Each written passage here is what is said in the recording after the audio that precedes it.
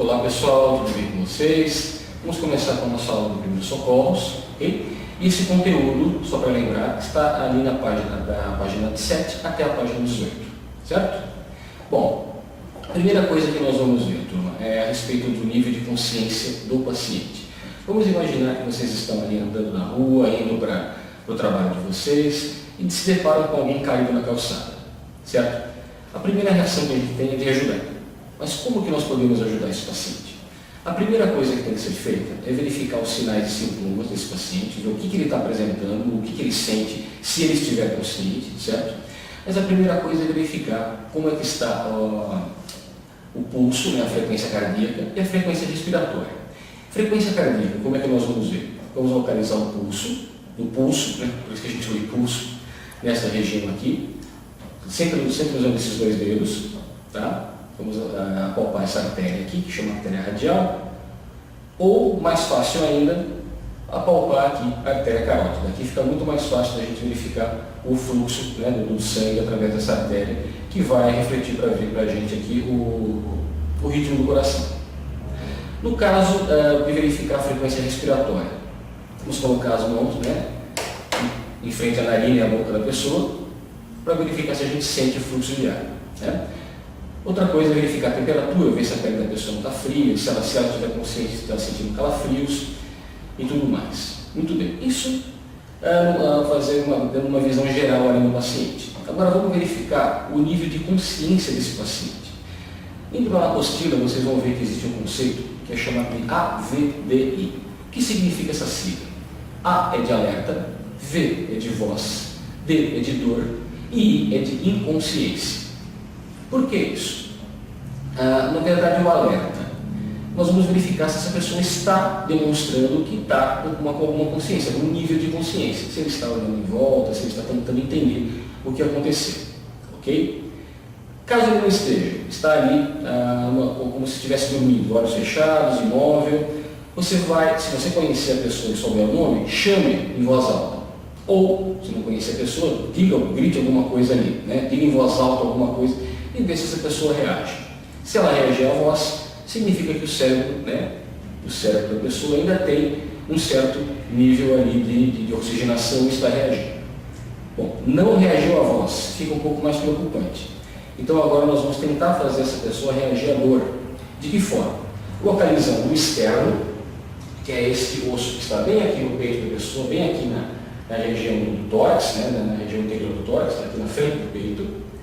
Com as mãos fechadas, nós vamos fazer este movimento assim, que isso causa um desconforto, causa uma dor. E aí a pessoa vai reagir se estiver com um nível de oxigenação cerebral ali mais ou menos de médio para baixo, mas que ainda tem alguma reação, certo? Agora, se ele não reagir à dor, aí ele está na última fase, que é a de inconsciência, e realmente é preocupante, e a gente vai verificar se é necessário uma massagem cardíaca ou uma ressuscitação cardiorrespiratória. Muito bem. Essa ressuscitação cardiorrespiratória vai ser necessária se nós verificarmos que esse paciente está com uma parada respiratória ou uma parada cardíaca. Em relação à parada respiratória, vamos relembrar algumas coisas.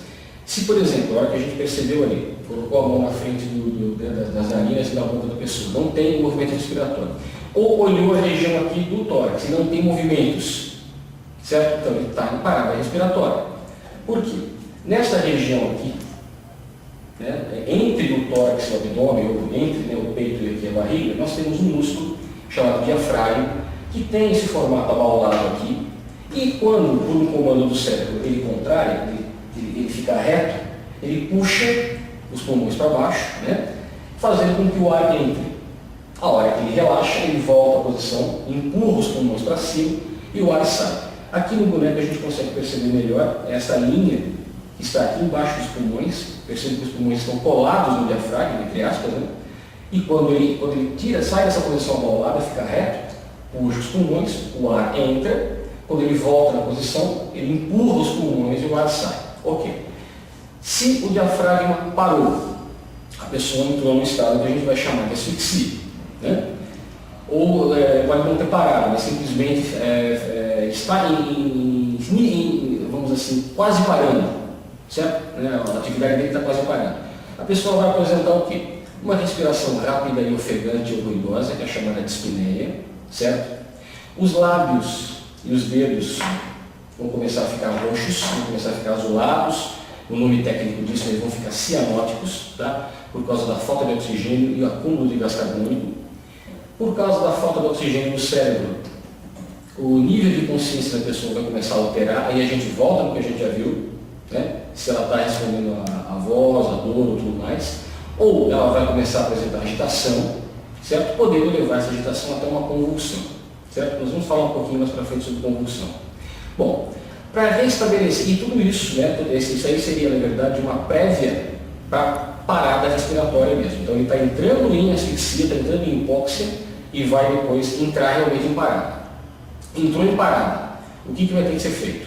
Uma respiração boca a boca ou boca-nariz, se for um paciente menor de 1 ano. Tá? Não vai ser demonstrado aqui porque vocês têm essa aula na plataforma de vocês, sendo demonstrada pela enfermeira Simone. Ok?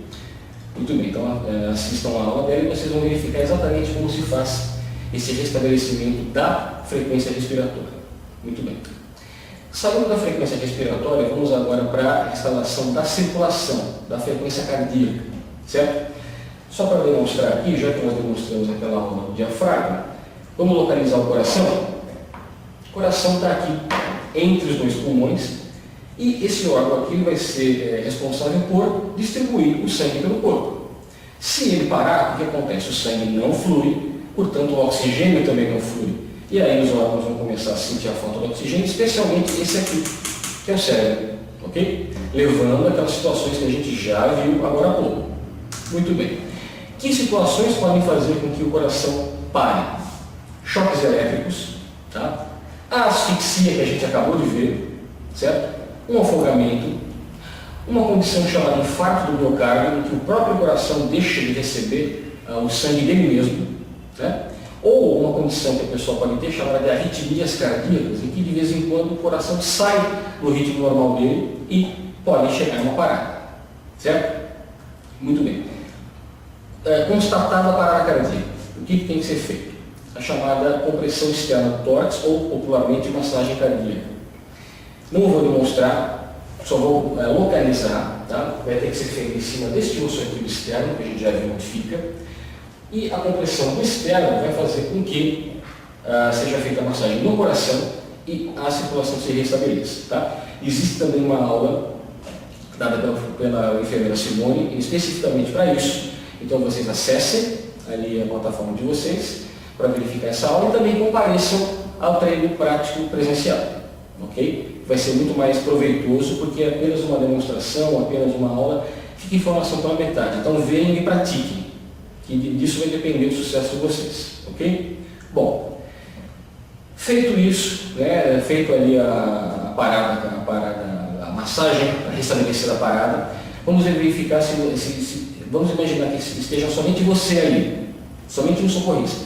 Você vai fazer 15 compressões para cada 2 ventilações, para cada duas respirações boca a boca, certo? Se tiver 2 pessoas, 2 socorristas, então, um vai ficar fazendo as massagens, ele vai fazer 15, e o outro que estiver aqui vai fazer 2 ventilações. Ok? Muito bem. Então, resumindo, o que nós vimos aqui nessa nossa aula? Nós vimos como que a gente vai abordar o paciente em primeiro lugar, ver como é que estão os níveis de consciência desse paciente, certo? Depois de verificado isso, se ele está apresentando uma parada respiratória, então a gente viu quais são os sintomas, quais são os sinais, como que o paciente demonstra que ele está em parada respiratória. Depois a gente viu como é que é o jeitão, vamos dizer assim, da parada cardíaca, como que esse paciente está apresentando, certo? E qual seria o restabelecimento tanto da cardíaca como da respiratória, certo? E com isso a gente encerra essa nossa aula e fica aguardando vocês até a próxima. Ok? Até mais!